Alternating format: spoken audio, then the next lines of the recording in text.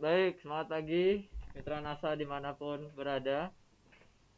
Mitra NASA yang ada di daerah barat, timur, tengah, maupun yang ada di luar Indonesia. Bertemu kembali bersama kami, tim TS NASA, tim TS PT Natural Nusantara yang insya Allah akan selalu membersamai teman-teman semuanya untuk bertumbuh. Nah, baik itu bertukar informasi maupun kita sharing bersama. Dan insya Allah kesempatan pagi hari ini kita akan membahas tema yang berkaitan dengan pakan ternak. Nah, jadi teman-teman dimanapun berada, tidak terasa memang sebentar lagi Hari Raya Idul Adha. Budaya kita yaitu menyembelih hewan kurban, hewan ternak. Dimana hewan kurban itu otomatis adalah hewan ruminansia. Nah, jadi nanti kita juga akan kupas. Hewan kurban, mindset kita sudah ke hewan ruminansia. Ruminansia itu siapa? Ruminansia itu hewan pemamah biak, yaitu hewan pemakan rumput. Nah, ruminansia, ruminan. Sehingga kalau kita berbicara hewan kurban, berarti kita berbicara hewan ruminansia. Ruminansia itu apa saja hewannya? Nah, hewannya itu ternyata ada banyak sekali. Bukan cuma sapi, tetapi juga ada kambing, domba, kerbau. Nah, itu termasuk hewan ruminansia. Nah, sehingga nanti juga akan kita kupas berkaitan dengan hewan-hewan tersebut. Kemudian, kalau mindset kita hewan ruminansia, berarti kita masuk ke pakan hijauan atau rumput. Nah, jadi tadi kalau hewan kurban berarti hewan ruminansia. Kalau hewan ruminansia berarti pemakan hijauan, yaitu rumput. Nanti juga tidak jauh-jauh kita akan membahas rumput atau hijauan, pakan yang berkualitas sehingga target dari pemenuhan produksi kita bisa tercapai. Sehingga nanti kawan-kawan yang mengharapkan bobot ternaknya cepat, kemudian trik tips bagaimana cara meningkatkan melalui pakan, itu nanti juga akan kita kupas pada kesempatan pagi hari ini. Insya Allah kita akan kupas pada kesempatan pagi hari ini. Sebelum itu kita lihat sedikit presensinya. Sudah kurang lebih hampir 100 orang, alhamdulillah, dari berbagai daerah, bahkan dari luar pun ada. Ini merupakan salah satu uji coba juga dari kami menggunakan langsung menggunakan screen layar. Nah, jadi kalau teman-teman lihat di sini, ini ada PowerPoint-nya, ditambah juga ada layarnya. Baik, pakan untuk penggemukan ternak. Target panen Idul Adha tidak terasa ya, memang kurang lebih sekitar 2-3 minggu lagi kita akan sampai kepada Idul Adha. Otomatis kita harus menyiapkan hewan kurban yang berkualitas. Nah, nanti juga akan kita kupas. Lanjut teman-teman dimanapun berada. Tadi sedikit sudah saya kupas bahwasanya memang kalau kita berbicara Idul Adha berbicara hewan ruminansia. Berbicara hewan ruminansia berbicara tentang pakan hijauan atau rumput. Nah, ternyata bukan cuma rumput untuk meningkatkan nutrisinya, tetapi juga ada yang lain. Nah, sehingga pada kesempatan hari ini kita tidak membahas hewan selain hewan yang tidak dilakukan untuk hewan kurban. Tidak membahas ayam. Karena ayam nggak bisa untuk kurban. Nah, karena kita juga tidak bisa membahas bebek ataupun hewan-hewan lainnya, unggas. Nanti kalau kita ada diskusi tidak apa-apa. Nah, tetapi pada kesempatan pagi hari ini kita lebih khusus membahas hewan-hewan ruminansia atau hewan pemamah biak, hewan yang memakan hijauan, rumput. Nah, sehingga teman-teman perlu ketahui bahwasanya hewan ternak itu pasti membutuhkan yang namanya pakan. Nah, ini saya ganti slide-nya dulu. Nah, ini kita harus satukan persepsi dulu. Nah, next, teman-teman, kita bisa lihat di layar bahwasannya sudah ganti belum ya slide-nya ya? Sudah ya. Nah, apa itu bahan pakan? Nah, ini kalau kita samakan persepsi dulu, apa itu bahan pakan sebetulnya? Nah, ternyata bahan pakan adalah segala sesuatu yang dapat dimakan. Nah, jadi kalau teman-teman tahu kayu, pohon, itu kan nggak bisa dimakan, berarti langsung itu bukan bahan pakan. Kemudian yang kedua, bukan cuman hanya bisa dimakan, tetapi juga bisa dicerna. Nah, plastik bisa dimakan tidak? Bisa. Kemudian kertas bisa dimakan, tetapi bisa nggak dia dicerna oleh tubuh ternak? Ternyata tidak bisa. Berarti itu bukan masuk golongan ke pakan, sehingga dia bisa dimakan tapi tidak bisa dicerna. Kemudian selanjutnya tidak mengganggu kesehatan. Nah, ini lagi lebih spesifik. Ketika sudah mampu dimakan, kemudian bisa dicerna sedikit, sebagian atau seluruhnya, dan juga harapannya tidak mengganggu kesehatan. Karena apa? Banyak sekali yang bisa dimakan oleh ternak, tetapi seringkali itu bisa menimbulkan penyakit, sehingga itu bukan masuk ke golongan yang pakan. Kemudian yang terakhir adalah bermanfaat. Nah, jadi pakan itu adalah sesuatu bahan yang dapat dimakan. Percuma kalau kita berikan sesuatu tetapi si ternak tidak suka atau tidak mau makan. Nah, itu percuma, sama sekali tidak bisa kita konsumsi. Kemudian mampu untuk dicerna. Tadi kalau kita berbicara plastik, berbicara bahan-bahan kertas yang mungkin dia tidak bisa dicerna, berarti itu bukan masuk ke dalam golongan pakan. Kemudian tidak mengganggu kesehatan, karena kita tahu bahwa hijauan pakan itu banyak sekali jenisnya. Nah, baik itu yang bisa langsung dimakan atau diolah. Nah, sehingga apakah dia mengganggu kesehatan atau tidak? Kalau tidak mengganggu kesehatan, berarti masuk ke dalam golongan dari pakan ternak. Sehingga dia dapat bermanfaat bagi tubuh ternak. Sehingga pakan itu adalah segala sesuatu yang dapat dimakan, bisa dicerna oleh ternak sebagian atau seluruhnya, dan tidak mengganggu kesehatan serta dapat bermanfaat. Kemudian selanjutnya, nah ini pertanyaan. Kira-kira yang ada di benak pikiran dari orang tersebut. Nah, ini slide-nya sudah pindah belum ya? Nah, ini berarti hewannya makan yang termasuk golongan pakan atau bukan ya? Nah, karena ini banyak sekali kasus seperti ini. Ternyata para penggembala, peternak itu mereka mengembalakan ternaknya itu langsung ke padang, istilah kita adalah TPU, tempat pembuangan umum. Ada juga tempat pembuangan akhir. Kemudian langsung dibiarkan. Kita tidak tahu, hanya ternak saja yang bebas memilih pakan. Ternyata timbullah beberapa kejadian. Ada yang ternaknya makan plastik, ada memakan kaleng-kaleng yang bisa berbahaya. Kemudian limbah-limbah yang mungkin itu menjadikan segala sesuatu menjadi tidak baik bagi tubuhnya. Sehingga efek lainnya adalah banyak sekali hasil publikasi atau penelitian daging-daging ternak yang mengkonsumsi pakan seperti ini ternyata banyak mengandung logam berat atau banyak mengandung zat-zat yang berbahaya, sehingga hal ini yang membuat hewan kita menjadi kurang baik. Apalagi digunakan untuk hewan kurban, dia mungkin halal tetapi tidak thayyib, tidak baik. Nah, kasihan yang menerima dagingnya karena dagingnya menjadi menurun kualitasnya. Sehingga yang perlu kita ketahui bahwasanya memang ada beberapa bagian atau klasifikasi bahan pakan. Nah, ini seperti kita ketahui, ini yang pertama ada yang namanya sumber serat.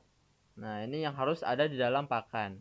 Pertama, apa yang harus ada di dalam pakan? Pertama adalah sumber serat. Kita tidak bisa jauh-jauh dari habitat aslinya, dari kodratnya. Karena apa? Tadi hewan ruminansia itu harus memakan rumput atau hijauan. Nah, ini pernah kasus atau pernah juga diuji cobakan memang pada tahun 80-an, 90-an kita hanya memberikan meat bone meal atau tepung tulang, tepung daging. Nah, itu berbahaya sehingga dapat menyebabkan terjadi kelainan di otaknya, sehingga si sapinya itu akhirnya timbul yang namanya penyakit sapi gila. Nah, itu tahun 80-an sempat terjadi. Nah, sehingga kita harus membutuhkan sumber serat. Sumber serat Caranya dilihat dari kandungan sumber seratnya. Serat kasar, SK ini adalah serat kasar, itu lebih dari 18%. Apa contohnya? Yaitu rumput-rumputan, rumput gajah, rumput kolonjono, kemudian rumput raja, dan lain sebagainya. Kalau yang dari dedaunan atau gamal atau legium, itu dari turi, daun turi, lamtoro, dan lain sebagainya. Contohnya seperti di kiri ini, teman-teman peternak pasti sudah pada mengetahui. Kalau juga kita bisa menggunakan sisa-sisa yang sudah tidak bisa terpakai, itu bisa juga menggunakan jerami padi. Ini sisa dari penggilingan padi, panen padi. Kemudian ada rendeng. Rendeng ini sisa dari kacang tanah, daunnya, atau yang sudah tidak bisa digunakan ketika sudah panen kacang tanah. Nah, jadi sumber serat ini bisa kita temui dengan mudah sehari-hari di lingkungan. Syaratnya adalah serat kasar lebih dari 18%. Nanti kita akan kupas juga kandungan-kandungannya berdasarkan hasil-hasil analisa yang sudah gampang sekali kita sekarang dapatkan di internet maupun melalui buku. Kemudian yang kedua ada sumber energi. Tentu selain serat juga ada energi untuk mendukung tubuhnya, hidupnya. Nah, timbul beberapa pertanyaan. Kenapa orang-orang dulu itu bebas memelihara ternak dimanapun, hanya diumbar saja ternyata hidup dengan sehat? Nah, ternyata jawabannya adalah memang kalau kita ketahui bahwasannya memang rumput alang-alang itu memang juga bagus kualitasnya. Ilalang juga bagus. Yang diterapkan di lapangan itu juga baik. Nah, tetapi sekarang pertanyaannya adalah di mana kita cari lapangan yang luas, yang lebar, yang bisa kita gembalakan. Nah, di mana? Karena memang sekarang sudah sangat sedikit, sangat sempit sekali lahan-lahan untuk penggembalaan. Kemudian perlu yang namanya kelengkapan nutrisi. Nah, karena kalau kita bicara nutrisi, tentu kualitas ataupun target dari pakan kita harus mengandung yang namanya nutrisi ataupun sumber protein minimal 13% jika digunakan untuk ruminansia. Nah, jadi berbeda-beda. Ada yang kalau diunggas di ayam itu paling tidak harus 20%, 22% kadar proteinnya. Sedangkan energinya harus tinggi. Berapa KL? Sedangkan kalau di ruminansia hanya cukup sekitar 13% itu sudah cukup kadar proteinnya. Nah, ternyata rumput yang bebas di luar sana yang biasanya ternak cari itu kualitasnya sudah lumayan baik, sekitar 13%, 12% sudah ada. Tetapi sekarang makin sulit untuk dicari sehingga timbullah beberapa penemuan adanya rumput-rumput yang tinggi-tinggi itu bisa digunakan. Namanya biasanya rumput gajah, rumput raja. Bahkan sekarang ada penemuan lagi namanya alfalfa. Nah, ini juga hijauan rumput bisa juga menjadi pakan tunggal apabila kita sudah punya banyak. Nah, jadi biomasnya sudah punya banyak, kita juga bisa gunakan menjadi pakan tunggal karena kadar proteinnya tinggi sekali. Nah, kemudian tadi sumber energi ini ciri-cirinya SK-nya atau serat kasarnya kurang dari 18%. Kemudian protein kasarnya juga kurang dari 20%. Nah, jadi ada perbedaan dari kualitasnya, nanti kita golongkan. Kemudian dari contohnya adalah umbi-umbian, biji-bijian padi, jagung, ketela, ini memang kadar energinya tinggi. Nah, jadi bukan cuma membutuhkan serat, ternyata ternak juga membutuhkan energi. Kalau kita asalnya dari sisa-sisa, yaitu bisa juga gunakan dedak. Dedak, katul, atau polar, gandum ya. Katulnya gandum itu polar, kemudian onggok. Nah, ini juga bisa gunakan sebagai sumber energi. Kemudian yang biasanya jarang digunakan karena memang harganya mahal. Nah, ini adalah sumber protein. Nah, ini penting sekali bagi hewan ternak apabila ditargetkan untuk penggemukan. Nah, target misalnya sehari naik 1 kilo, ini wajib harus adanya sumber protein. Nah, biasanya disebut juga campurannya adalah konsentrat nantinya. Contohnya adalah bungkilan. Oh, itu selalu sisa. Kalau yang utama itu kedelai, kacang tanah. Tapi jarang yang digunakan yang utama. Karena apa? Lebih baik kedelai dijadikan tempe, dijadikan kecap. Nah, jadi jarang. Sehingga banyak sekali yang menggunakan itu sisanya. Bungkil kedelai. Bungkil kedelai adalah sisa dari yang sudah diambil, dikurangi minyaknya. Timbullah bungkil kedelai. Bungkil sawit. Nah, ada juga bungkil inti sawit. Kemudian bungkil kelapa. Nah, itu juga bisa menjadi sumber protein karena ciri-cirinya PK atau protein kasarnya lebih dari 20%. Nah, jadi tadi perbedaannya sumber serat, sumber energi, dan sumber protein. Nah, jadi ini adalah baru 3. Nanti kita lanjutkan dari klasifikasi bahan pakan yang memang seharusnya ada untuk meningkatkan target bobot badan hewan ternak. Nah, kemudian yang selanjutnya ini adalah sumber mineral. Nah, jadi ini teman-teman sekalian sudah kelihatan. Nah, ini sumber mineral itu juga sangat penting bagi pertumbuhan hewan ternak. Sumber mineral kebutuhannya sedikit, tetapi sangat vital. Nah, jadi walaupun memang kebutuhannya sangat sedikit, tapi sangat vital. Penting. Kalau tidak ada, produksi susu rendah, kemudian pembentukan tulang bisa terganggu, rambut-rambut tidak bagus, pertumbuhan gigi, dan lain sebagainya itu bisa mengganggu dari hewan ternak. Kemudian dari nafsu makannya juga terganggu dari kurangnya mineral, terutama pada proses tumbuh dan bereproduksi. Nah, jadi kalau ternaknya mau kawin, kemudian proses dari pertumbuhan janinnya itu membutuhkan unsur penting yaitu mineral. Kemudian yang selanjutnya ada yang namanya feed additive atau suplemen pakan. Nah, suplemen pakan ini umumnya bisa dicampurkan dalam pakan untuk meningkatkan produksi. Nah, ini bisa dari vitamin, bisa dari unsur mineral dan lain sebagainya yang bisa membantu untuk baik itu probiotik juga bisa termasuk dari feed additive. Banyak sekali contohnya antibiotik, probiotik, fitobiotik, macam-macam. Banyak sekali yang namanya feed additive dalam dunia peternakan. Kemudian yang terakhir sangat penting ini adalah sumber vitamin.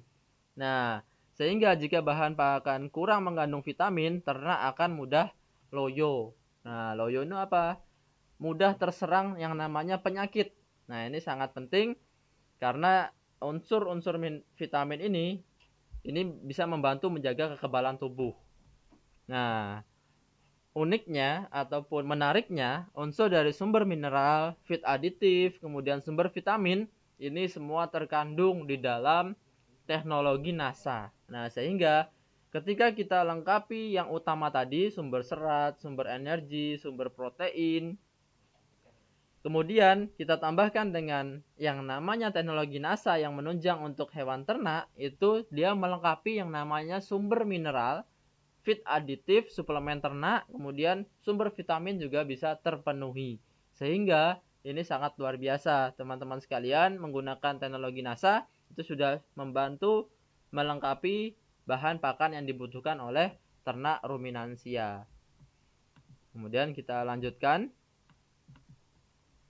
Setelah klasifikasi bahan pakan, nah ini saya kasih pertanyaan pada teman-teman sekalian.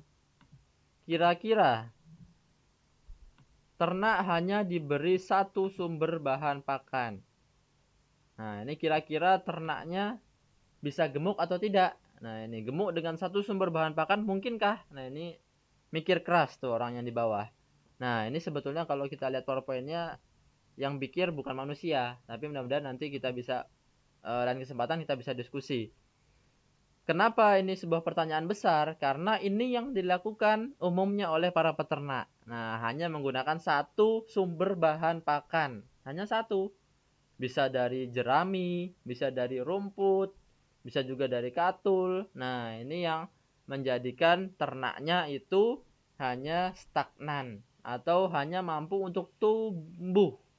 Hanya mampu untuk bertahan hidup, tidak bisa untuk tumbuh, tidak bisa untuk berkembang, kawinnya susah, lambat, dikawinkan berapa kali tidak jadi-jadi, kemudian kalau sudah bunting berkembangannya lambat, kemudian kalau sudah beranak anaknya kecil, kemudian kalau sudah menyusui susunya sedikit dan lain sebagainya, yang mereka rata-rata tidak sadari bahwa sebetulnya pakan itu seharusnya kita harus meransum, mencampur jadi satu. Sehingga tidak mungkin dengan satu sumber bahan pakan saja kita bisa mempercepat pertumbuhan hewan ternak kita. Nah, itu merupakan salah satu tantangan kita juga untuk bisa melengkapi, memberikan informasi kepada para peternak agar mereka bisa menggunakan berbagai macam bahan pakan bagi peternakannya. Nah, sekarang kita lihat selanjutnya. setelah kita tahu berbagai macam klasifikasi bahan pakan, baik itu tadi ada sumber serat, sumber energi, sumber protein, sumber mineral, sumber vitamin, ataupun juga ada suplemen, feed aditif, kemudian semua harus dijadikan satu, harus dicampur menjadikan yang namanya ransum. Ransum itu adalah campuran bahan pakan. Nah, jadi dapat menentukan campuran bahan pakan yang berkualitas untuk meningkatkan bobot badan hewan ternak kita. Nah, jangan sampai ketika kita target per hari mau bobot badan 2 kilo pertambahannya, tetapi hanya memberikan jerami saja, hanya memberikan rumput saja, hanya memberikan dedak saja. Itu pun tidak tahu kuantitasnya, kebutuhannya hanya berapa kilo per ekor. Nah, itu bisa menjadi sesuatu yang gawat karena targetnya masih jauh sekali dari apa yang kita lakukan sekarang. Sehingga teman-teman sekalian, jika memang kita harus mentargetkan bobot badan tinggi, kita harus melengkapi nutrisinya tadi, sumber pakannya tadi, ditambah lagi menentukan ransum pakan yang berkualitas. Bagaimana caranya? Yang pertama, tentu kita harus tahu tujuan ternaknya.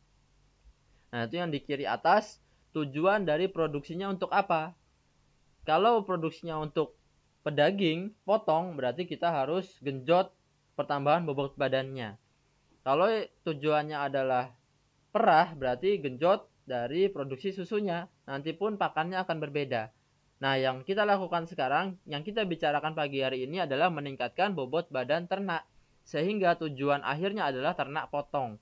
Yang nantinya targetnya adalah untuk disembelih dan diambil dagingnya atau bobot badannya yang ditargetkan. Nah, itu tujuannya harus tahu dulu. Jangan sampai nanti tujuannya perah, target ternyata diberikan pakan yang digunakan untuk pedaging. Nah, itu jadi ada kekurang pahaman. Nah, sehingga perlu diberitahu. Kemudian yang kedua, ada berat badannya. Nah, ini umumnya penentuan jumlah dari pakan itu mengacu pada berat badan hewan ternak. Baik itu sapi, kambing, domba, itu memang mengacu dari berat badannya. Sehingga semakin besarnya ternak, itu pakannya semakin banyak. Begitupun dengan kita semua makhluk hidup, semakin besar, semakin banyak kebutuhan makan sehari-harinya. Nah, sehingga ketika tadi sudah tahu ternaknya tujuannya untuk potong, kemudian beratnya sekarang berapa, nanti kita akan bisa menentukan. Kemudian yang ketiga, nah ini berkaitan dengan cost, biaya dari pakan yang kita punya. Harganya, pakailah harga yang paling terjangkau, paling murah. Karena apa? Karena itu bisa menekan dari biaya pakan. Karena biaya pakan ini sangat tinggi dalam budidaya peternakan. Sampai dengan biaya 70%. Nah, ini pengacu pada pengeluaran pakan. 70% biaya produksi itu jatuhnya ada di pakan, sehingga sebagaimanapun kita bisa hemat bahan pakan. Nah, tadi yang penting kita sudah punya ransumnya, cari sendiri, ditambah lagi kita tahu kesediaannya, ketersediaannya. Kalau di rumah kita banyak yang namanya gandum, biasanya jarang ya kalau gandum, biasanya banyaknya adalah jerami, kemudian rumput, gajah, kemudian ada ampas tahu, karena dekat dengan pabrik tahu misalnya, juga ada onggo, atau biasa mudah kita untuk mencari yang namanya onggo, sisa-sisa dari ketela, itu juga bisa kita gunakan. Yang penting kita tahu sumber-sumbernya tadi. Dia masuk klasifikasi bahan pakan yang apa? Apakah sumber serat, apakah protein, apakah energi. Nah, itu juga bisa untuk kita buat menjadi ransum yang tepat untuk penggemukan hewan ternak. Kemudian yang terakhir yang harus digunakan untuk menentukan campuran pakan yang berkualitas adalah kita punya data komposisi pakannya. Data komposisi pakan ini gampang sekali sekarang dicari. Biasanya dari internet banyak sekali, tinggal diketik kandungan dari rumput kolonjono misalnya, atau kandungan dari jerami. Nah, muncullah berapa proteinnya, berapa seratnya, berapa energinya, berapa mineralnya, nantinya ada semua di situ. Nanti tinggal dimasukkan ke dalam penggolongan tadi, apakah dia termasuk sumber serat. Sumber serat tadi kriterianya adalah serat kasar kurang dari lebih dari 18%. Nah, ini saya berikan contohnya.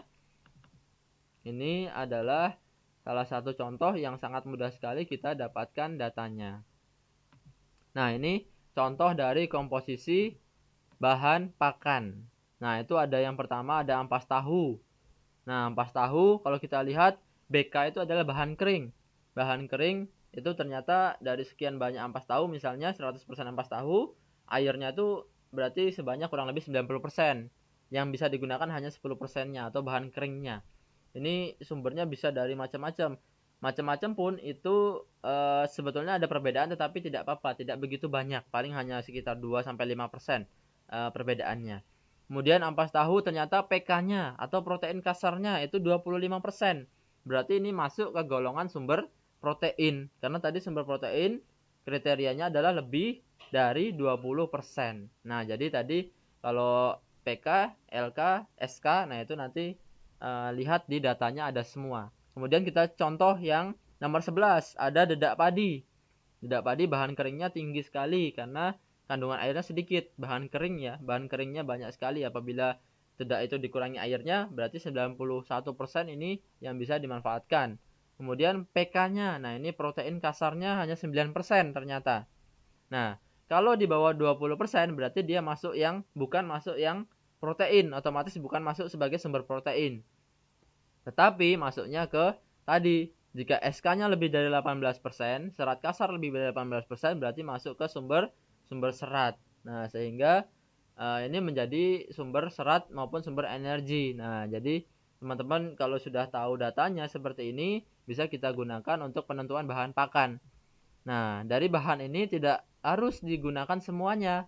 Jika hanya ada di sana ada ampas tahu dan pollard misalnya, nah itu kita bisa gunakan juga karena ampas tahu sumber protein, pollard tadi sudah menjadi sumber energi. Nah, sehingga juga kita sudah melengkapi dua sumber tersebut. Nah, jadi tetap saja menyesuaikan harga yang termurah. Harga termurah dan ketersediaannya di daerah teman-teman semua. Di timur mungkin banyak hijauan yang mungkin tumbuh di daerah gersang, daerah panas, berbeda dengan daerah Jawa misalnya yang tinggi, dataran tinggi. Nah, itu silahkan menggunakan saja. Yang penting tahu kadar kualitasnya. Yang jelas untuk hewan ruminansia itu kandungan dari protein kasarnya itu adalah 13% minimalnya. Kalau kita ingin gunakan untuk penggemukan, paling tidak sehari bisa naik bobot badan sebanyak 1 kg. Nah, jadi kalau mau lebih tinggi, gunakan protein yang lebih tinggi. Nah, kemudian ada lagi contoh ini. Ini adalah rumput-rumputan. Nilai gizi rumput dan daun legum. Nah, ini rumput raja, kandungannya ini juga bisa kita temui dimanapun. Ini saya ngutip dari guru saya di Gajah Mada. Nah, ini rumput raja itu bahan keringnya 17%. Nah, ini proteinnya ternyata masih di bawah sehingga perlu adanya campuran dari protein kasar dari sumber yang lain. Nah, jadi kalau petani hanya memberikan satu sumber saja, contohnya adalah rumput raja misalnya, atau rumput alang-alang, nah itu hanya proteinnya sangat rendah, sehingga perlu yang namanya sumber protein tambahan dari luar, seperti bungkil-bungkilan tadi, ataupun biasa sudah dalam bentuk konsentrat. Nah, jadi kalau kita lihat di sini nih ya, ada rumput lapangan. Nah, ini yang biasanya orang-orang dulu, orang tua kita, simbah kita dulu, kalau ternak ya mereka umbar di lapangan tidak masalah karena sudah hampir 13% kandungan proteinnya. Jadi kalau zaman sekarang sulit sekali kita menernakan hewan ternak di umbaran di luaran sana. Sehingga mereka hanya butuhnya adalah suplemen saja, tidak butuh sumber protein tambahan dari luar. Kemudian ada yang namanya legume atau kacang-kacangan. Nah, ini juga sangat tinggi kadar proteinnya hingga lebih dari 18%. Nah, sehingga ini juga bisa digunakan untuk campuran dari pakan. Jadi ada rumput dan dedaunan. Nah, jadi tapi nanti ada catatan-catatan tersendiri yang akan kita bahas juga. Nah, ini beberapa contoh dari kandungan pakan yang harus ada di dalam hewan ternak kita. Jangan sampai nanti kita target sehari mau 2 kilo, ternyata pakannya hanya jerami atau hanya rumput saja. Nah, itu menjadi tidak mungkin karena kebutuhan minimal tadi hewan ruminansia itu protein kasarnya itu minimal harus 13% untuk mencapai target-target penggemukan. Nah, ini kemudian ada legium lagi, dedaunan, memang jerami kacang tanah lebih tinggi, kemudian jagung itu lebih rendah, dan nanti teman-teman bisa dapatkan data ini sangat mudah sekali, bisa searching, mencari datanya mana yang dibutuhkan. Nah, kemudian ini yang sangat penting teman-teman pahami bahwasanya memang pakan dari ruminansia. Nah, ini ruminansia ini memang ini ya, hewan pemakan rumput atau herbivora. Nah, ini menarik karena dia mampu mengubah rumput menjadi daging. Ini merupakan pabrik yang luar biasa, ciptaan Tuhan yang Maha Kuasa, Allah Subhanahu wa taala. Hanya dia ada makan rumput, rumput pun bisa sembarangan diolah dari tubuhnya, diserap dan bisa menjadi daging. Rumput menjadi daging, bahkan bisa rumput menjadi air susu. Ini luar biasa untuk merubahnya. Sehingga dalam hal ini kita harus support pakan yang maksimal. Minimal kebutuhan hijauan. Nah, ini bukan hanya kita sembarang memberikan rumput, memberikan pakan, tetapi kita harus tahu kuantitasnya berapa. Minimal 10% dari bobot badan sapinya. Nah, ini dalam keadaan segar ya. Kalau keadaan berat kering tadi itu kurang lebih hanya 3%. Tetapi ini dalam keadaan segar. Contoh, sapi yang akan kita gemukkan sekarang bobotnya sudah sampai 300 kg. Nah, berarti kebutuhan hijauannya 10% dari 300 gram. Nah, kurang lebih adalah 10% dari 300 kilo, yaitu kurang lebih adalah 30 kg. Nah, ini kebutuhan hijauan atau rumput kita per hari untuk satu pemberian. Untuk per hari untuk satu ekor sapi. Nah, itu 10%, yaitu 30 kg. Itu pakan hijauan yang harus kita berikan. Nah, ini kalau kita beli kurang lebih paling tidak harganya 300 sampai 500 rupiah per kilo. Nanti dalam keadaan ikatan yang besar kurang lebih nanti bisa 20.000 atau 25.000 untuk satu hari. Nah, jadi teman-teman harus bisa mensupport apa kebutuhan dari hewan ternaknya. Kemudian bukan cuma hijauan juga sebaiknya ada beberapa cara. Sebaiknya diberikan juga yang namanya dedaunan, dicampurkan legium. Nah, ini tapi kalau tidak dicampurkan tidak apa-apa. Tujuan dari pencampuran ini tadi karena memang dari campuran hijauan legium ini sumber proteinnya itu lumayan tinggi. Sekitar ada juga yang di atas 20%, banyak sekali.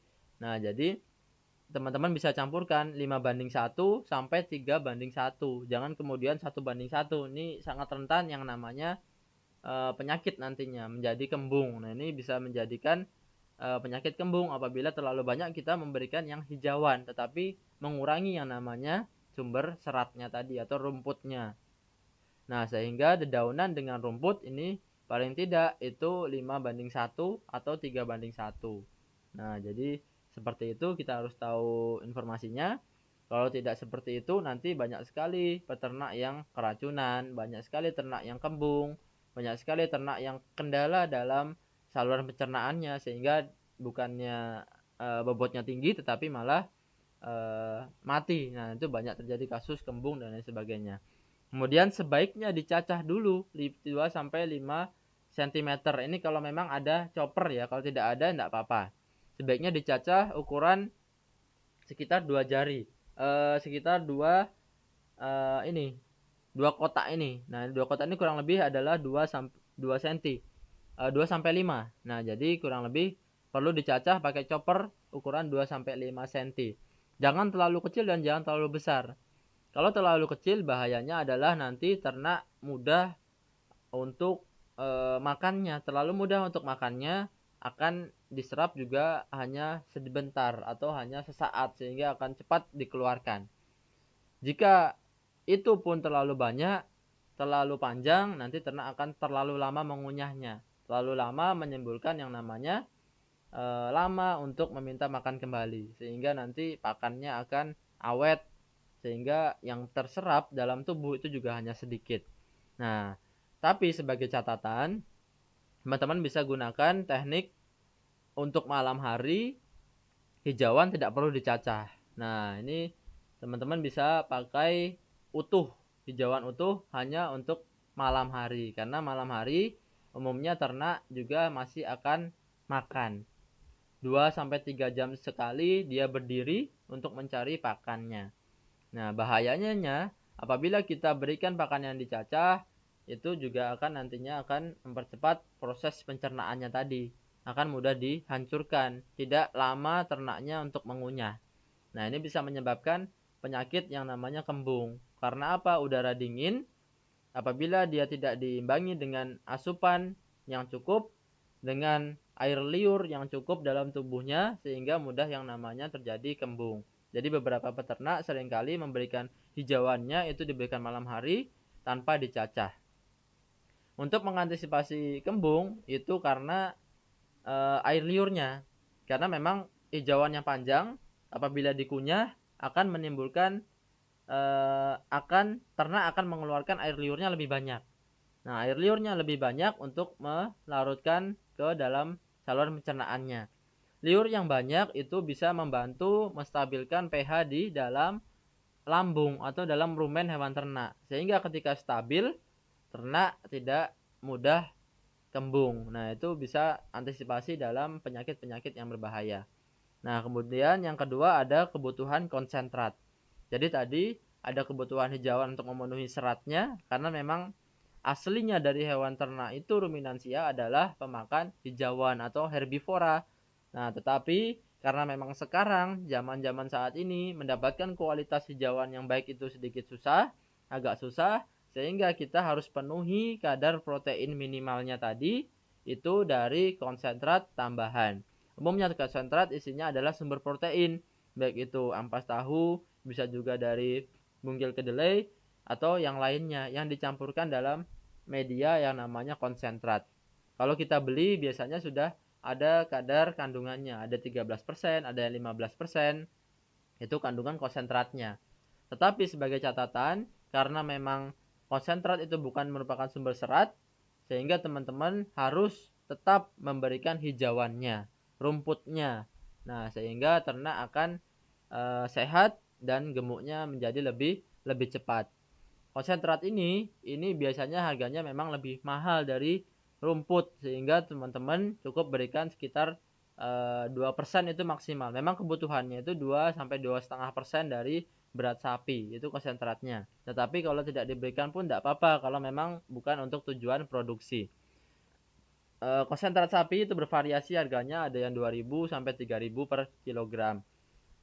Nah, tadi kalau kita lihat hijauan, kurang lebih kalau kita keluarkan per hari, kalau misalnya semuanya beli, hijauan kurang lebih 20.000, kemudian konsentrat paling tidak 2% dari berat sapi, 2% kalau tadi 300 kilo, kurang lebih ada 5-6 kg. Per kilo kalau 2,5 berarti kurang lebih ada 10.000. Per hari pakan sapi kurang lebih 30.000 rupiah. Atau bahkan bisa lebih murah sekali kalau teman-teman nanti membuat sendiri pakannya atau asal dari bahan-bahan yang tadi yang teman-teman sudah ketahui, apa saja sumber serat, apa saja sumber energi, apa saja sumber protein, sehingga nanti bisa membuat sendiri. Bahkan 10.000 per hari itu juga sudah cukup untuk biaya pakannya. Untuk pertambahan bobot badan minimal 1 kg. Nah, sekarang kalau kita bandingkan 1 kg sapi hidup paling tidak sekarang sudah harganya tinggi karena menjelang Idul Adha. Bisa sampai 80.000, mungkin sekitaran itu, 70-80.000 bobot hidupnya. Nah, sehingga kalau kita bandingkan dengan pakan yang bagus, kurang lebih tadi sekitar mungkin 20.000, apabila bisa menambahkan 1 kg bobot hidup 70.000, kita masih bisa mendapatkan pertambahan uangnya salary per hari. Nah, itu kurang lebih sekitar 50.000 rupiah. Nah, jadi kalau kita sembarangan memberi pakan, bobotnya hanya bertambah sedikit karena hanya bertahan hidup, mampu untuk bertahan hidup, itu akan stagnan, percuma, akan lambat sekali tumbuhnya. Apabila kita target produksi penggemukan daging, nah kita berikan 2% dari bobot badannya atau 10%. Hijauannya 2% konsentratnya. Kemudian yang selanjutnya, nah ini teman-teman kalau sekarang bingung bagaimana cara menghitung berat sapi, ini juga digunakan untuk para peternak dalam mengira-ngira pakannya tadi juga bisa digunakan untuk memilih hewan-hewan kurban atau hewan ternak yang akan untuk Idul Adha. Itu juga bisa menaksir harga. Nah, menaksir ini bukan menyukai ya, bukan naksir, tetapi mengira-ngira. Apalagi kalau teman-teman peternak yang sudah sehari-hari bertemu ternak, otomatis mereka sudah hafal. Oh, ini kurang lebih 300 kilo. Ini 350 kilo. Paling nanti kesalahannya 5 sampai 10 kilo kurang lebih. Nah, mereka sudah terbiasa. Tetapi kalau kita mungkin yang masih awal-awal merintis atau ingin mengetahui bobot badannya, nah itu bisa menggunakan rumus. Banyak sekali, ada 3 rumus juga yang banyak digunakan oleh para peternak, tetapi yang sering, yang mudah itu adalah rumus yang ini. Yang ini rumusnya adalah berat sapi sama dengan lingkar dada ditambah 22 dibagi 100. Nah, ini nanti dikuadratkan. Nanti ketika ketemu kisaran bobot badan berapa, baru nanti diturunkan pakannya 10% berapa, kemudian 2%-nya berapa untuk memenuhi kebutuhan kadar nutrisi dari hewan ternak. Kemudian ini penting karena apa? Karena yang namanya hewan ternak itu harus tahu sifat fisiologisnya masing-masing. Jangan sampai bobotnya 300 kilo kita beri pakan yang seharusnya hanya untuk ternak 100 kilo. Hanya untuk ternak 200 kilo. Nah, ini kan bisa berbahaya, tidak cocok. Kalau kita sudah umur 20 tahun diberikan makanan itu untuk anak bayi. Nah, berarti sangat kurang. Sehingga dia masih lapar, kebutuhannya menurun, dan produksinya menjadi lambat sekali. Sehingga teman-teman dimanapun berada harus mengetahui apa kebutuhan hewan ternak sehingga mampu untuk memenuhinya. Sehingga target produksi penggemukan, apalagi kalau targetnya Idul Adha sekarang kurang lebih hanya sekitar 15 hari atau 17 hari, ini harus digenjot terus dengan pakan yang baik ditambah dengan sumber mineral, sumber vitamin, dan suplemen pakan, feed aditif tadi yang juga penting. Dan itu semua terkandung dari teknologi yang kita punya semuanya, yaitu teknologi NASA. Nah, sehingga peran dari teknologi NASA ini sangat penting bagi ternak ruminansia. Nah, jadi teman-teman, kalau masih punya stok tangguh probiotik, itu sangat bagus bagi pencernaan hewan ruminansia. Tetapi kalau tidak ada, kita juga bisa gunakan teknologi yang lainnya. Nah, jadi kita bisa gunakan POC NASA dan hormonik untuk saat ini untuk memacu pertumbuhan hewan ternak. Dan peran teknologi NASA bagi ternak ruminansia itu ada banyak sekali. Memang yang pertama adalah meningkatkan nafsu makan. Tentu ketika mineral itu masuk, nafsu makan akan terjaga, akan meningkat. Sehingga hewan yang tadinya tidak suka jerami menjadi suka jerami, yang hanya diberikan pakan seadanya menjadi habis, tadinya tidak habis menjadi habis, lahap. Kemudian bisa juga untuk memacu pertumbuhan. Ketika nafsu makan bagus, makan yang masuknya lebih banyak sehingga pertumbuhannya bisa menjadi lebih tinggi. Sehingga teman-teman bisa menggunakan teknologi NASA untuk mengatasi ternak-ternak yang nafsu makannya menurun. Nah, kemudian bisa memacu pertumbuhan. Memacu pertumbuhan yang tadinya bobot per hari pertambahan hanya sekitar 700 gram, 800 gram, kita bisa tingkatkan menjadi 1 kg. Sebagai gambaran, yang umum adalah sekitar 1,1, kita bisa rubah menjadi 1,4. Nah, sehingga itu bisa menjadi selisih yang lumayan tinggi. Yang tinggi 300 gram, itu kalau kita tadi harganya sekitar 70.000, sepertiganya kurang lebih sekitar 20 sampai 25.000 pertambahan pendapatan hariannya. Hanya menggunakan satu tutup per ekor per hari. Nah, ini sangat luar biasa untuk menambahkan pertambahan bobot badan peternak. Nah, peternak pun nanti bisa menambah pendapatannya. Kemudian menekan angka kematian. Nah, jadi tadi bukan hanya unsur mineral, unsur vitamin juga ada, ditambah lagi unsur dari suplemen juga ada. Sehingga ketika sudah menggunakan, ternak akan tinggi kekebalan tubuhnya. Sehingga apabila ada bakteri, ada virus, ada penyakit, cuaca yang tidak bagus, dia bisa menjaga diri sendiri dari adanya penyakit-penyakit atau sumber penyakit tersebut. Sehingga penyakit belum sampai masuk ke dalam tubuh, sudah dilawan oleh hewan ternak itu sendiri. Sehingga yang namanya penyakit jauh, sehingga kematian akan menurun. Karena penyebab kematian tertinggi salah satunya adalah dari penyakit, sumber penyakit. Penyakit disebabkan juga karena dari banyak hal, banyak faktor. Nanti mudah-mudahan ada kesempatan lain kita bahas yang berkaitan dengan penyakit hewan ternak. Kemudian bukan cuman yang terlihat, tetapi yang tidak terlihat pun ternyata kualitasnya meningkat. Meningkatkan kualitas dagingnya. Nah, karena memang dari segi feed aditif atau suplemen ini tercukupi, kadar protein pakan menjadi lebih tinggi. Nah, ditambah lagi ternak mudah untuk menyerap pakan yang ada, sehingga kadar nutrisi dalam daging itu menjadi meningkat. Nah, sehingga ketika kualitas daging meningkat, itu adalah sumber proteinnya yang tinggi, kadar protein dagingnya yang tinggi, sehingga kualitas daging itu bisa meningkat dengan baik, dengan tinggi, dengan tajam.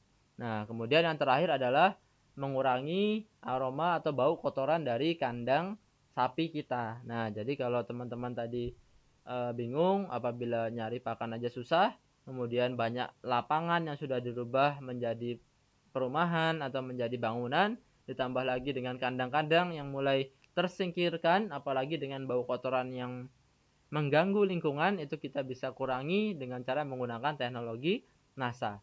Dan yang bisa digunakan saat ini yaitu teman-teman bisa gunakan POC NASA dan hormonik, dicampurkan menjadi satu, kemudian diambil satu tutup per ekor per hari. Nah, ini bisa dicampurkan ke pakan basahnya atau konsentratnya tadi, atau biasa disebut oleh para peternak yaitu komboran, campuran pakan basah, bisa juga di air minum. Ataupun jika tidak diberi komboran, bisa juga dicampur ke hijauan.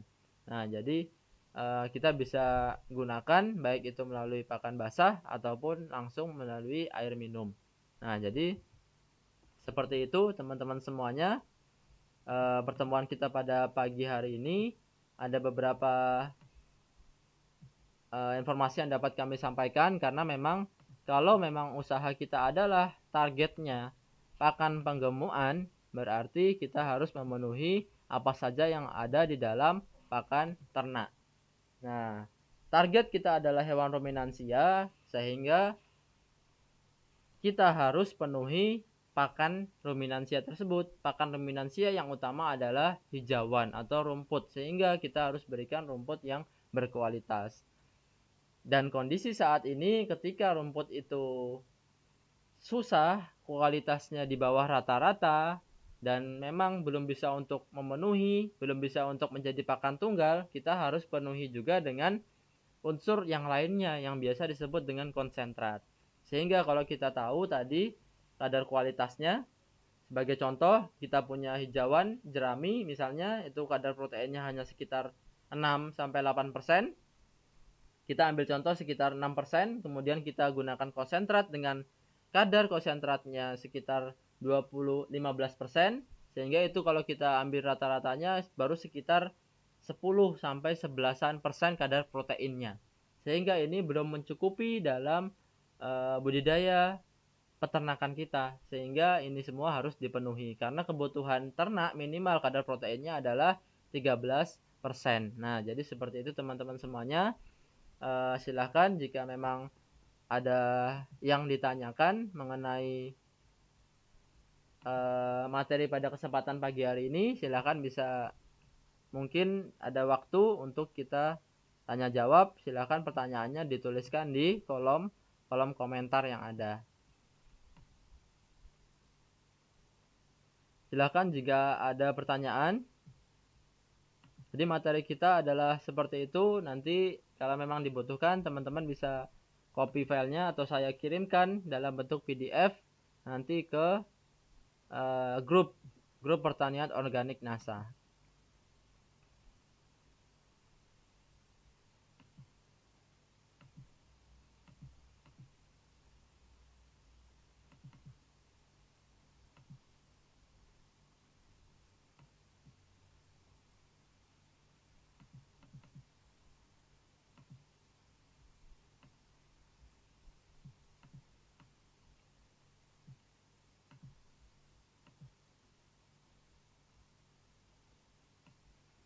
Mungkin seperti dulu. materi kita pagi hari ini. Kalau memang teman-teman nanti belum ada pertanyaan di sini, bisa menghubungi langsung ke kontak konsultasi kami yang ada. Ini sementara sudah ada beberapa pertanyaan di kolom komentar ya. Ini karena memang kalau selepas dari kegiatan ini mungkin masih ada yang bertanya di kolom komentar. Seringkali kami tidak melihat kolom komentarnya atau komennya, sehingga langkah baiknya juga bisa langsung menghubungi ke kontak kami, yaitu 0811 2792 004. Ini kalau ada yang ditanyakan, pertama ini komentarnya jalan terus. Pertanyaan pertama, Mas Po, ini apa ini? Kalau untuk sapi betina biar gemuk boleh nggak ya dikasih BTN dan POC NASA? Terus aplikasinya bagaimana?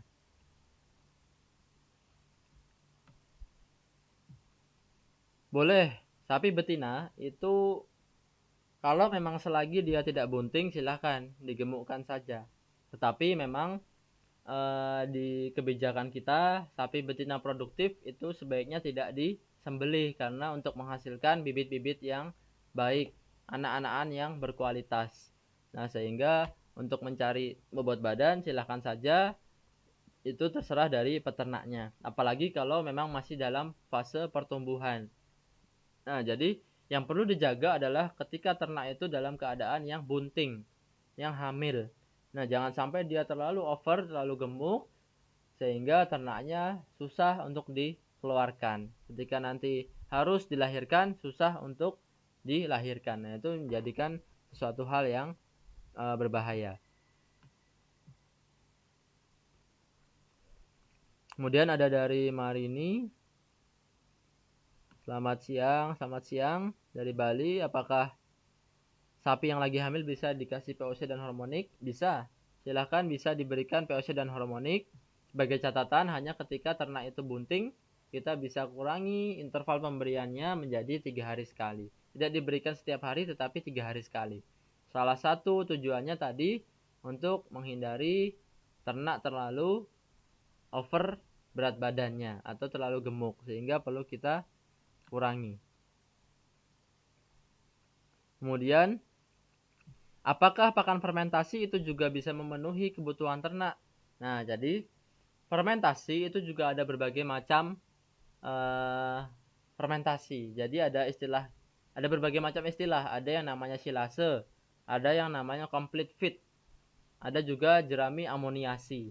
Nah, jadi ada berbagai macam fermentasi. Nah, jadi yang pertama itu sebenarnya fermentasi itu ada yang beranggapan kurang tepat karena memang ini untuk hewan ternak. Nah, yang pertama dari yang namanya silase. Silase ini full hijauan yang difermentasi. Sehingga sebaiknya itu masih dibutuhkan yang namanya konsentrat tambahan. Nah, jadi dibutuhkan sumber proteinnya. Itu perlu ditambahkan. Jadi masih kurang. Perlu yang namanya konsentrat. Kemudian kalau yang kedua namanya complete feed. Complete feed itu adalah pakan yang sudah lengkap dari dalam satu wadah atau satu tong penyimpanan pakan kita. Sehingga di dalamnya ada hijauan, ada sumber protein, kemudian ada juga seringkali ditambahkan katul, leda, dan lain sebagainya. Plus ditambah juga dengan teknologi NASA campur di dalamnya yaitu Viterna, POC hormonik ataupun tangguh probiotik, kemudian difermentasi, itu sudah menjadi pakan komplit, pakan yang lengkap, sehingga sudah cukup memenuhi kebutuhan sehari-harinya. Kemudian ada juga yang namanya teknologi amoniasi. Ini sebetulnya untuk menambahkan kadar protein dalam pakan ternak. Protein yang ditambahkan ini dicampurkan ke jerami, sehingga jerami yang ada ini kandungan proteinnya menjadi lebih tinggi. Harapannya seperti itu. Amoniasinya itu menggunakan urea, tetapi ini menjadikan sesuatu yang berbahaya apabila kita terlalu berlebihan pemberiannya. Ternak akan sakit, kejang-kejang, dan nanti bisa mati apabila lebih dari 6%. Paling tidak kita cukup berikan sekitar 3%. 3% urea dalam jerami, kemudian didiamkan, difermentasi, ditutup saja, kemudian nanti dibiarkan sehingga kandungan kadar proteinnya bisa meningkat. Tetapi kalau yang namanya tadi silase fermentasi itu dia tidak meningkatkan kandungan proteinnya, tetapi kita juga perlu masukkan konsentrat untuk menambah kandungan proteinnya. Yang berubah kalau dilakukan fermentasi adalah seratnya. Seratnya bisa menjadi lebih halus, bisa dihancurkan seratnya. Yang tadinya serat tidak bisa dicerna menjadi bisa dicerna, menjadi bisa dimanfaatkan. Kemudian selanjutnya,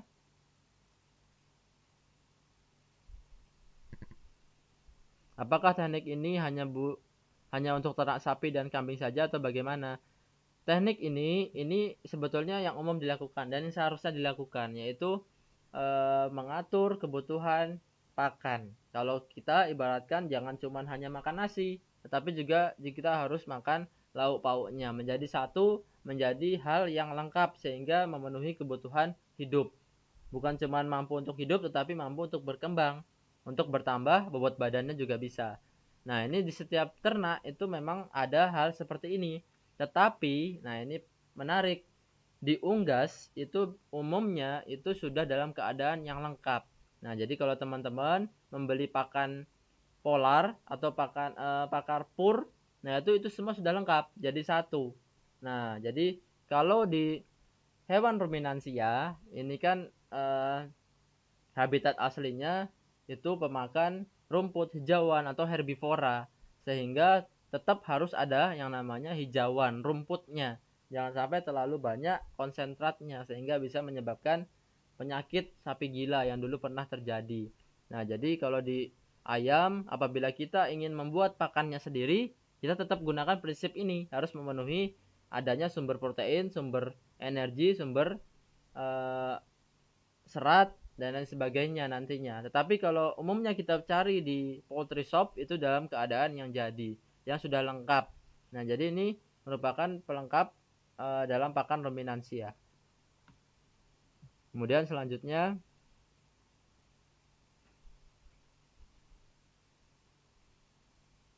kalau di Palangkaraya, pakan yang bagus untuk ternak sapi apa? Di sini rumput dan jerami agak susah.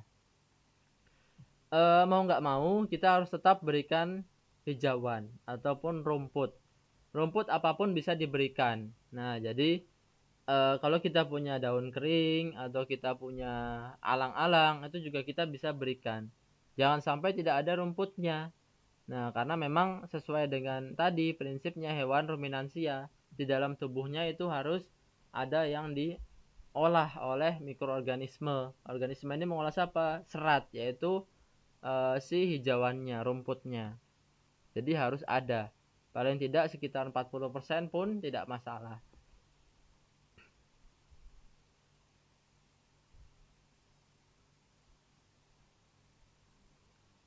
Untuk fermentasi pakan 1 kintal kurang lebih, kalau kita masih punya tangguh probiotik bisa diberikan 4 tutup botol itu untuk 100 kg atau 1 drum.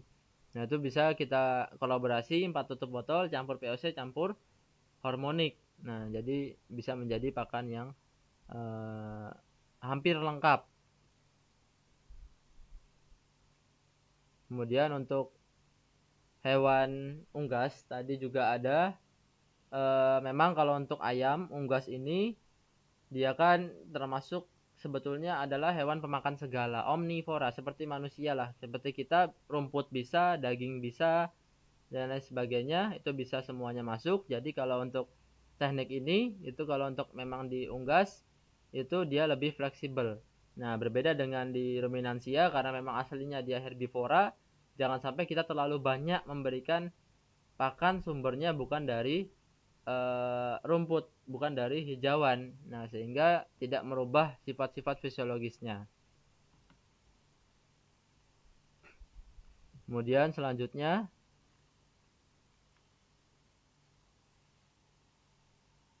ternak sudah terlanjur cacingan, boleh dikasih POC harmonik apa bisa menghilangkan cacing? Bisa. Jadi memang cacingan ini salah satu faktornya dari hijauan ya, dari hijauan rumput yang terlalu pagi kita berikan. Kita panen. Nah, bukan kita berikan ya, kita panen. Jadi sebelum si matahari terbit kita sudah memotong hijauan, memotong rumput. Nah, itu biasanya juga di dalamnya ada biji-biji atau bukan biji ya, telur. Nah, telur-telur dari cacing sehingga tidak terlihat di mata masuk ke dalam tubuh ternak. Nah, sehingga amannya sebagai pencegahan kita bisa kurangi pemberian yang asalnya rumput yang dipotong dipanen terlalu pagi. Kemudian untuk obatnya itu tetap kita berikan obat cacing. Nah, ini penting untuk hewan ruminansia yang pertama kali masuk ke kandang kita. Itu sebaiknya diberikan obat-obatan pertama cacing, obat cacing, kemudian selanjutnya ada suplemen. Suplemen ini cukup POC hormonik, halogenasa itu maksudnya adalah suplemen pakan, suplemen ternak. Sehingga obat cacing dan suplemen ini sudah cukup untuk membantu dari adanya berbagai macam penyakit.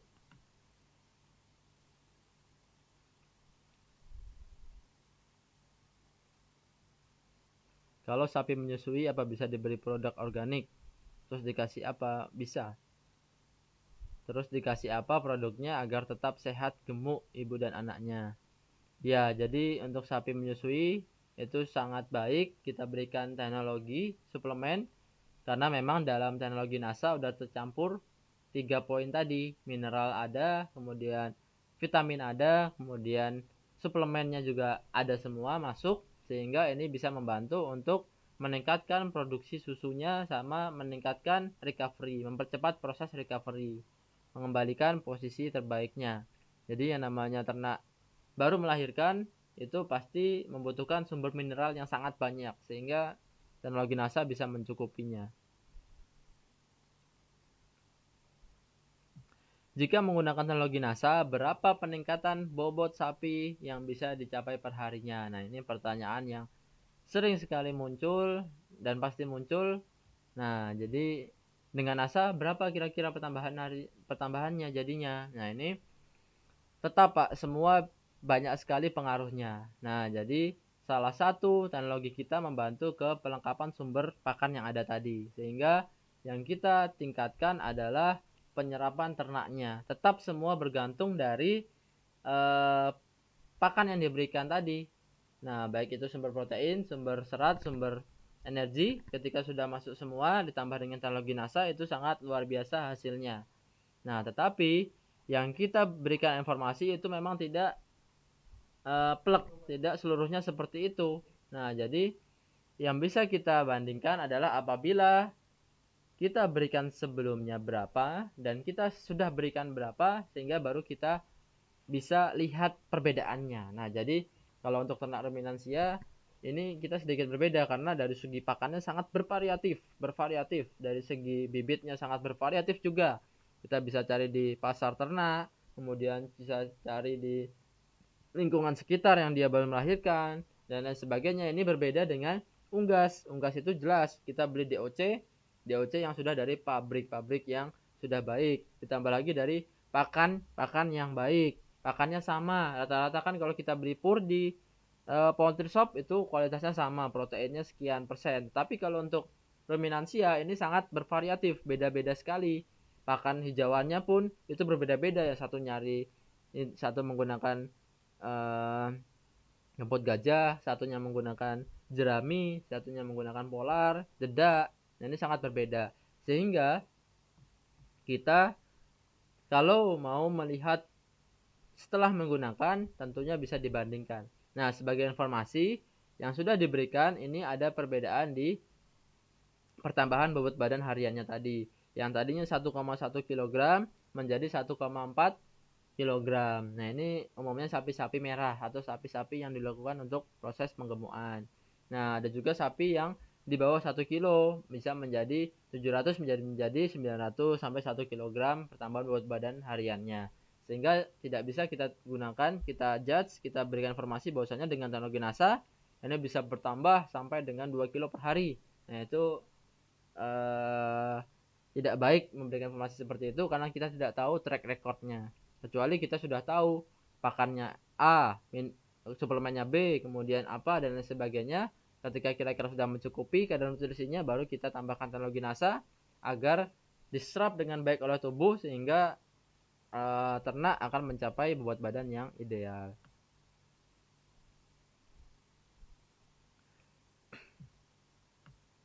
IBank Agrokompleks NASA. Salam dari Kabupaten Takalar, Sulawesi Selatan. Ya. Oke, semangat pagi.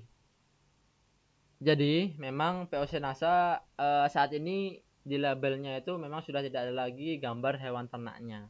Mengapa demikian? Ini bukan berarti mengurangi isi kandungan dari POC NASA, tetapi ini hanya merupakan salah satu syarat untuk pengeluaran produk.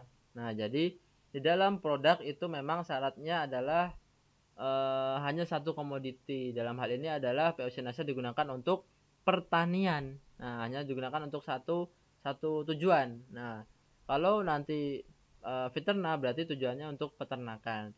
Sehingga untuk mempermudah perizinan dan juga untuk mengantisipasi dari kementerian manapun yang berkaitan, itu memang tidak ditampilkan dari gambar ternaknya. Karena memang sudah tidak boleh untuk multi komoditi dicantumkan seperti itu. Tetapi teman-teman kita di lapangan itu sudah banyak sekali yang memberikan, sudah banyak sekali yang menggunakan, banyak sekali yang sudah mencampurkan, baik itu yang awalnya dengan veternak POC harmonik maupun POC NASA saja dengan harmonik saja itu sudah cukup mendapatkan hasil yang maksimal.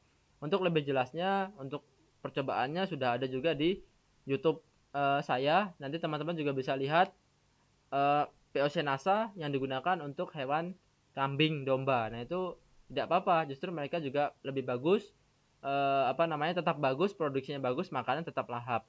Nah, kemudian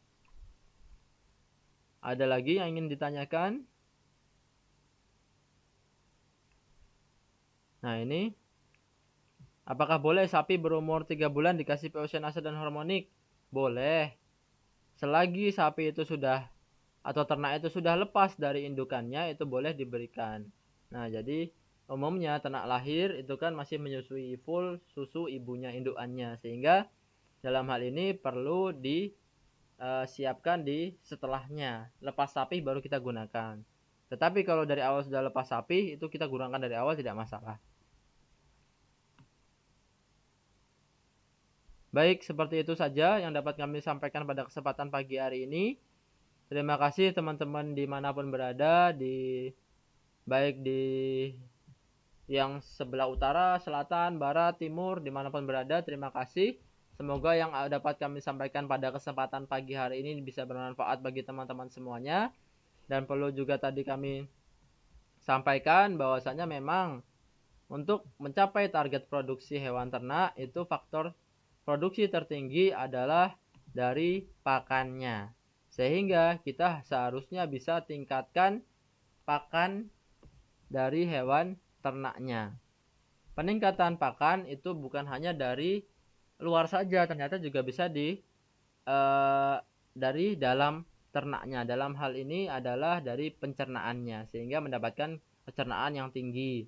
Nah, oleh karena itu, penggunaan pakan yang lengkap dengan sumber-sumber tadi yang sudah kami informasikan, ditambah dengan teknologi NASA, akan bisa memacu produksi sehingga target bisa terpenuhi. Minimal 1 kilo per hari itu bisa nantinya, apabila memang memenuhi syarat-syarat yang ada, dan memang seharusnya untuk hewan ternak. Jadi seperti itu teman-teman sekalian. Jika masih ada yang kurang jelas, bisa ditanyakan melalui kontak kami, yaitu 0811 2792 004. Dan mohon maaf apabila masih banyak kekurangan dan apabila ada salah kata perbuatan yang disampaikan pada kesempatan pagi hari ini. Semoga teman-teman sekalian tetap sehat dimanapun berada, sehingga bisa menjalankan bisnis NASA dengan sehat juga, menjalankan bisnis NASA dengan mudah, dan makin cepat sampai ke tahap-tahap selanjutnya dan bisa menjadi sukses bersama tim dan leader-leadernya. Terima kasih. Sekali lagi, tetap semangat dimanapun berada. Semangat pagi. Wassalamualaikum warahmatullahi wabarakatuh.